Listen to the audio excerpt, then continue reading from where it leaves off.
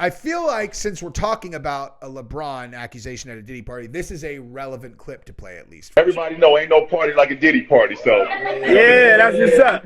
Yeah. So that is one of those clips that will haunt him for the rest of his life. So LeBron James has been named in a new Diddy lawsuit, and he has responded to the accusations. Yesterday, news came out that there was a new, very shocking story that, listen, let's be honest, you guys. At this point, when you hear that, Diddy had assaulted someone with Jay-Z, Beyoncé, and LeBron, this would have been the biggest story in the history of the world, 3 months ago, 4 months ago. And now it's kind of like, wait, what? Didn't this already happen? It's like, no, it's a new case. It's a new case. Oh, is there something really notable about this case? It's like, well, there is actually. And LeBron, Jay-Z, and Beyoncé have all, well, no, that's not true, actually. LeBron has responded. Jay-Z's responded. Beyonce's people have not. The Gloria and Emilio Estefan are also named in this lawsuit. You also have Jacob the Jeweler. But most important, I think, is LeBron's response. And we are obviously going to go over that in this video.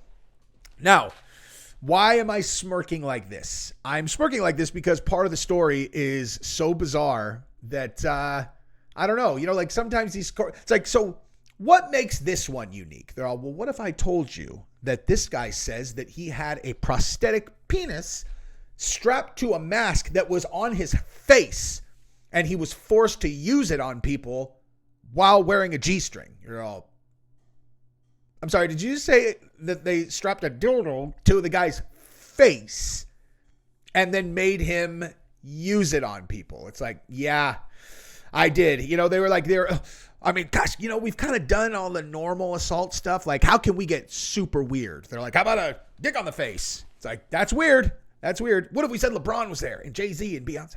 Anyway, neither here nor there, because maybe it's 100% legit. And LeBron's team, like I said, has made a statement about, their responses to the very shocking allegations. Now, also, this story popped out, and one of the cases is being represented by Tony Busby, who you guys may recall, has been exposed as having not done a great job of vetting some of these accusers. He's now not allowed to practice law in the Southern District of New York, which kicked him off of at least the majority of the cases he had filed so far against Diddy. He's like he's the attorney that's representing the majority of them. And the majority of those, he is now not able to try himself because he's not allowed to practice law in the Southern District of New York, because the first case that he filed, which included Jay-Z, got exposed as having been an outright lie. And he, as the attorney, should have been able to vet this and recognize that this one is not true, because it would have taken a single phone call to her father, who she said was her mode of transportation away from the event. And her father's like, yeah, that never happened. So anyway, but another one of these cases has been thrown out. But this one actually is an interesting reasoning because it has to do with her filing the lawsuit as a Jane Doe. So I want to tell you guys about that case, and then I'll be very curious what you guys think in the comments after we, I go through the details. And another case related to Tony Busby is this one about Andrew Tate. And I heard about this the other day, and I did a live stream about this case, but I now have additional information about, more dots to connect to kind of give more context, because Tony Busby is now representing the woman who is accusing Andrew Tate of this malfeasance. And the reason why that is notable is because her relationship with Andrew Tate makes anyone with a little bit of common sense have to say, like, this is weird. Okay, like, this is a weird story.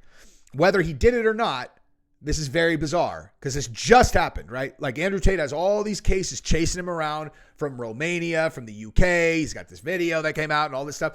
But at the end of the day, those are all things that happened a long time ago. There's not like a lot of super recent stuff that anyone is claiming that he did until now. And now there's this thing that happened 2 weeks ago where he supposedly viciously assaulted this woman, and she's his girlfriend and has been his girlfriend for over a year. So the details of this case are very weird. And again, the fact that it's Tony Busby representing her, I think, is notable. Before we start there, I want to tell you about the sponsor of this video, Yo Kratom. If you're a Kratom user and you use every day, that is the spot. $60 kilograms. It's where I get my Kratom, and it gets to you in 2 days. It is an amazing spot. YoKratom.com. Give them a look. All right, so before we get into LeBron's story, I want to start real quick with this story about the case that got dismissed, because this is very notable as it relates to how people view all of these things related to accusers and the accused's ability to face their accuser. Okay, so without boring you with all the details of this specific case, I think that I can outline the important parts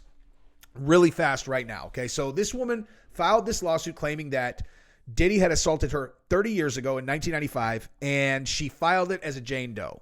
Okay, now Tony Busby represents her. We all know Tony Busby is the same attorney who represented the accuser, who said that Jay-Z and a famous celebrity, whether I don't know if it was J-Lo or Beyoncé, whatever, and he's going to represent me in my suit against you if you do not subscribe to my channel. I'm coming for everybody who's not subscribed. But the main one being Jay-Z was with Diddy, and they assaulted her when she was 13 years old in the year 2000. And upon very, very superficial review, it was determined that this was a lie. And anybody who did even a little bit of research would have recognized that this story was definitely not true. Busby got banned from, trying cases in the Southern District of New York.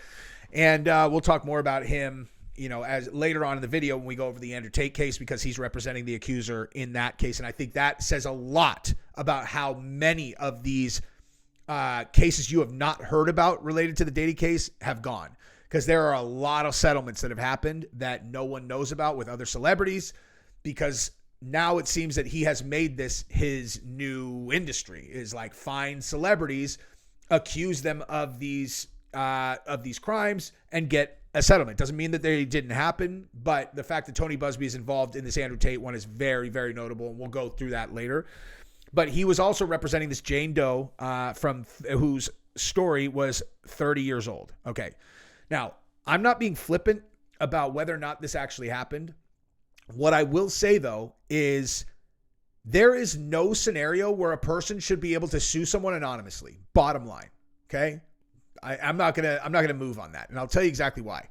Okay. You take this case as an example. Okay. It's 30 years old. Okay.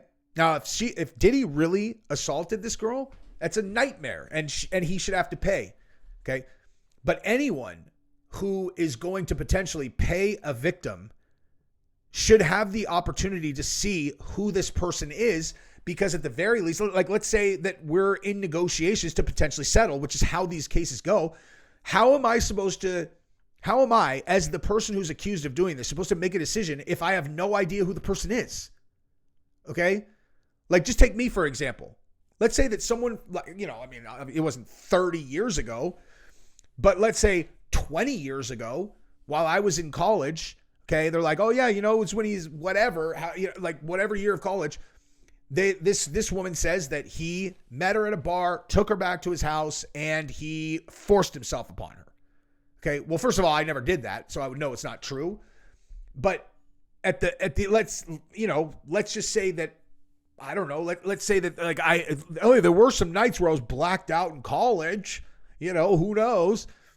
Okay, well, how am I supposed to know whether or not this is a story I should entertain without knowing who is accusing me of this? As much as anybody could be honest about their college experience, be like, yeah, there are a few nights where you're blacked out. It's like, it's pretty safe for me to say I've never forced myself on a girl, but nonetheless, okay, if it's some person that I've literally never met in my entire life, I have absolutely no idea who this person is. Okay, that's going to be a little bit different than if it's some person that I was friends with, like someone who I spent a lot of time with at the time. And they're like, you might not remember this, but this happened. It's like, and again, this is not happening. This is I'm just using myself as the hypothetical accused person and trying to demonstrate the difference between total stranger that I know for sure I've never met.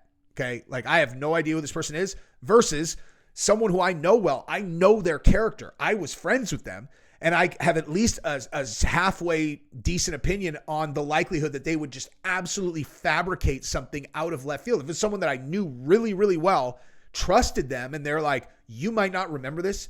The way you might remember this night is not the way I remember it. and you're like, okay, this is a horrific situation. And if that's the way you interpreted it, like, I'm willing to just make a financial settlement. I apologize if that's how you interpreted it. You know what I mean? Like, where if it's just like, oh yeah, it's a Jane Doe, you're like, how am I supposed to make any kind of decision on whether or not I should entertain this and entertain a settlement if I have no idea who they are? It's bullshit. You should not be able to Jane Doe an accusation. I'm sorry. Okay. Like, you should have to at least say who you are, so that the person who's being accused can make some kind of judgment on whether or not, settling or offering money is appropriate. Okay? And let me just reiterate, I've never forced myself on anyone, college or otherwise. I'm just trying to illustrate the point. So I don't have any problem with this. That this case got thrown out because the woman refused to be, refused to identify themselves in the lawsuit. I have no problem with this at all. And it further throws shade onto the credibility of Tony Busby. I think it's more than reasonable to say that at this point. My opinion. Okay. Now let's move over to the LeBron and Jay-Z one, because I know that's what everybody wants to hear about. All right. So here are the details of the LeBron case, and then I will show you what LeBron's people said. Now I'm going to tell you in advance, this story is very suspect to me for a multitude of reasons, and we're going to go through them right now. Okay, so a man alleges he was drugged and had a sex toy strapped to his face when he encountered Beyoncé, Jay-Z, and LeBron. So a man accusing Sean Diddy Combs of sexual assault claims in a new lawsuit that he was paraded around the mogul's home while being made to wear a penis mask and encountered Beyoncé, Jay-Z, LeBron James, and other celebrity attendees at a party. The accuser, Joseph Manzaro, alleges he was drugged and taken to a home on Star Island in Miami owned by Gloria and Emilio Estefan for Christian King Combs' birthday in April 2015. It's like, of course, hey, Diddy, what's your son's middle name? He's all King. You're all, of course it is. Once there, he claims Gloria saw him in a deteriorating state and told someone to call an ambulance before Emilio allegedly ushered her away, according to the complaint obtained by People. Manzaro says he then briefly saw LeBron James walking in a hallway, who remarked, "Y'all better do something about that." Okay. Let me ask you guys this. Okay. Because that's the extent of LeBron's interaction here. How is that relevant? Like, let's say this story is completely true, right? Like, let's say the story is completely true and it's a big celebrity party full of people. And LeBron James said, you guys better do something about that. How does that make this case? Do you know what I mean? Like, what they're saying is a guy who appears to be drunk and on drugs walking around in a penis mask. Okay.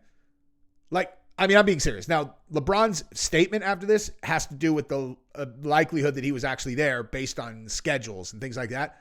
But I just feel like it's fair. If we're all being fair about these cases, it's like, so you're at some huge freak off, a big, celebrity party. There's a billion people there.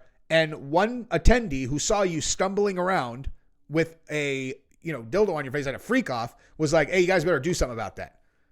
How does that person make it into the lawsuit? I'm just saying, that's pretty weird. Like, that doesn't seem like a thing where you would include a person at all, just in general. It sounds like he was looking like, hey, get them some help. Look at this person is jacked out of their mind. If I'm, you know what I mean? I'm not generally in the business of defending people in these cases, but let's just be honest. You know what I mean? So this is where we get into some really weird stuff. The complaint alleges that Manzaro was taken via an underground tunnel to Combs' mansion by former porn star Adria English. Who is that? Let me look this person up. And I'm going to turn off your ability to see my screen just in case, because I said she's a porn star. It pulls up something that I can't show on YouTube. Let's see. Okay, here we go. So this is her Instagram. Okay. So this is Adria English. Oh, I recognize this girl. She did some interviews where she said that, and so she's on social media connected to Diddy. Okay, so that hurts the credibility of this story. Wait a minute. Is this the girl? Wait a minute. Oh my God. That's the girl. That's the girl who told the stories about Diddy that ended up getting, what's the right way to put this? Scrutinized very hard. She's the one who said that. So she's the one that said that that they ran a train on Justin Bieber, and that the girl in the in that picture was that like 13-year-old, and it turned out that it was not that girl, because the girl who was the person in the picture came out. She's like, that's not her, that's me. Okay, that's crazy. I didn't realize that that's who he was naming. Anyway, Manzaro then alleges in the complaint that he regained partial consciousness and found himself in a room with Jay-Z and Beyoncé, the latter of whom expressed confusion and asked why a half-naked man with a sex toy strapped to his face was standing in front of her. I'm sorry, I'm not laughing, but I am. You know, like, imagine this, like, you're all, oh my God, I'm so woozy. And then you're like, what's on my face? Is that one of these? You know, what is on my face? Good God, is that a, I don't know. Is that what it is? And then you're, oh my God, is that Beyonce? She's all, what is this half-naked man doing in front of me with a penis strapped to his face, huh? What is going on here, Jay? That's weird. So one of the other defendants named in the suit allegedly responded that it was, quote, punishment, and that Diddy wants him to see what we do to snitches. So a very blaring gap in this story is, what are they saying he snitched on? I'm very confused by that. Anyway, so the suit alleges that Combs later specifically ordered that Manzaro be degraded in front of others at the party before the plaintiff was stripped and then dressed in a thong and a black leather mask with a rubber dam forcibly inserted and zip closed over his head. A locking device was affixed to the mask, which protruded from the mouth. Plaintiff was then subjected to degrading and non-consensual acts. And then Jacob the jeweler apparently rescued him. So... Now, I promised you guys the statement from LeBron, and I think this is just... I feel like since we're talking about a LeBron accusation at a Diddy party, this is a relevant clip to play at least. Everybody know ain't no party like a Diddy party, so... Yeah, that's what's up. Yeah. Yes, sir. So that is one of those clips that will haunt him for the rest of his life. Now, the rest of this clip just shows... I don't understand how people had relationships like this with Diddy, because like just watching this makes me so uncomfortable. Like Diddy's one of those guys that like is like, yeah, and you're all, yeah, he's freaking Turn me out. around and vibe. And Bron, me, when this is done, we gonna drink a couple of bottles of the most premium wine. Please. Yes, sir. Man. Whew. Forced friendship makes me feel uncomfortable, and that is what that feels like to me. Anyway, okay. So here is what LeBron's people said. Okay, so LeBron James, where is this? Drug? No. Oh, here we go. Okay, so at the time, LeBron James was in the midst of a season with the Cavaliers while preparing for the NBA playoffs. So that means like that is a pretty thin excuse. Okay. That is a pretty thin excuse, but here's the full thing. LeBron James, who was mentioned in the lawsuit as having briefly witnessed Manzaro in distress, has categorically denied being present at the event.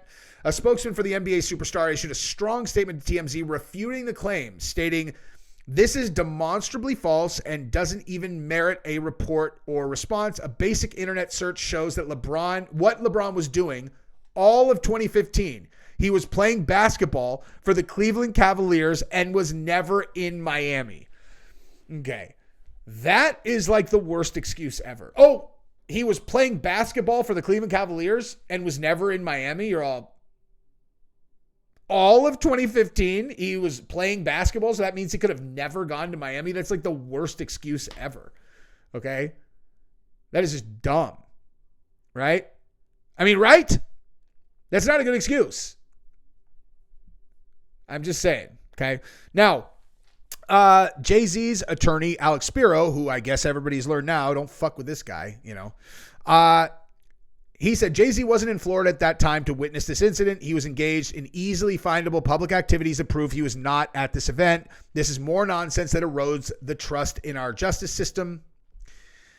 I mean, again, there's no comment from Beyonce. Beyonce's just going ice cold on all this stuff. She's like, I am not going to engage in these conversations whatsoever, which I think is a good approach for her.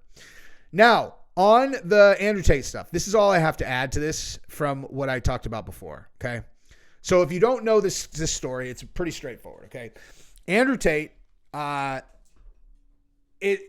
there's a long history, okay, of he has all these trafficking accusations and all this stuff, whatever. But the key thing to take into account is that there is no question that what he's into, like from a kink perspective, is he likes to act like he's like pimping girls out, or that he's got to beat them up or whatever. It's like a kink thing. Okay. Like there's no question about that. There was a video that came out of him with this girl on a leash, and he's like, that's why I beat you, bitch. That's why I beat you. And like, when it first came out, everyone's like, oh my God, did you see that video? I immediately, when I saw it, I was like, they're role playing, dude. Now I think it's weird. I've said this every time. I think that shit's weird. There's nothing about that sounds hot to me. Beat up a girl, like that just sounds crazy to me. But that's obviously what's going on. And then the girl who was in the video came out. She's like, guys, this is like, I'm the mother of his kid. Like we were role playing, whatever. I knew that's what it was anyway. But in this case, right, this just happened 2 weeks ago. And essentially what she's saying is that he beat her up and that he was choking her during sex, and that it started off consensual, but then went into this whole other thing. And then she showed these text messages that had him saying things like, now I have to beat you, bitch. And when you read those text messages, it's very obvious that he's playing the exact same game. He's like, I got to beat you up. And then he's like, why should I, you should be grateful that I'm going to why should I keep you around if I don't beat you and impregnate you? The way that the conversation goes in the text, it's very obvious that this is role playing. It's, again, super weird. Okay. Like, I think it's super weird. He even says, I love you in the midst of this like text message thread. Okay. Like, he makes it clear to her that like, we're playing a game right now. Again, I'm not saying he's a good dude. I'm not saying he's a bad dude. I'm just saying in the conversations that he has with these girls, it is very obvious that that is a kink that he's into. And if the girl is not into that, you shouldn't be together with him.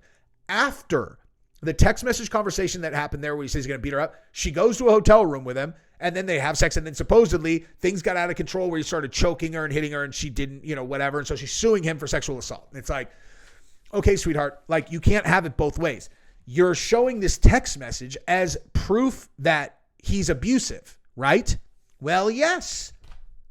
Okay, but he sent that to you on this date, and then you went to a hotel room with him after he said he wants to hit you and beat you up. And then you're suing him for hitting you and beating you up when you guys are engaged in sex, and you have no marks or anything on your face, right? So it couldn't have been that bad. So like, what are you doing? Like, he said what he wants. It's like if if the Night Stalker, was like, I like to cut girls up. Do you like being cut up? And the girl's all, I love getting cut up. And then they meet the Night Stalker and he cuts him up. Yeah, you still ring him up for murder, but you could simultaneously, in this case, the girl be dead, right? But like, if the Night Stalker's all, I like to role play where I choke you. And the girl's all, ooh, I like to be choked. And then she goes and gets choked. And then she turns around and sues the Night Stalker. You're all, what the fuck are you doing? What were you doing there in the first place? And again, the fact that she has Tony Busby as her attorney is extraordinarily sus to me, dude. I think that he has been going around and getting these enormous settlements from all these other celebrities that he knew that he could basically legally extort with this Diddy case. And then now he's looking for other celebrities he can go get, is certainly what someone would be suspicious of, And like I've said a million times, Tony Busby is a powerhouse attorney. Okay. I don't understand. I don't know. This kind of thing seems beneath him from what I knew about him, but whatever. I mean, look, dude, if I got $100 million in settlements over a couple months from, jacking these celebrities who don't want to go to court and get an accusation like the one that went at Jay-Z before the Jay-Z thing got blown up in his face, then I don't know. I mean, but this Andrew Tate one is, I don't know, very suspicious. It looks bad for Andrew. It looks real bad if you don't have any backdrop on this guy. Now, again, I'm not saying he's a good dude. I wouldn't let my wife or kid or daughters anywhere near him. But saying that he assaulted this girl when he clearly established that this is what he's into and this is what he wanted to do, that's just weird to me. Anyway, that's what I got for this video. Subscribe to the channel, ring the bell, and we will give you more updates as they come out. Bye-bye.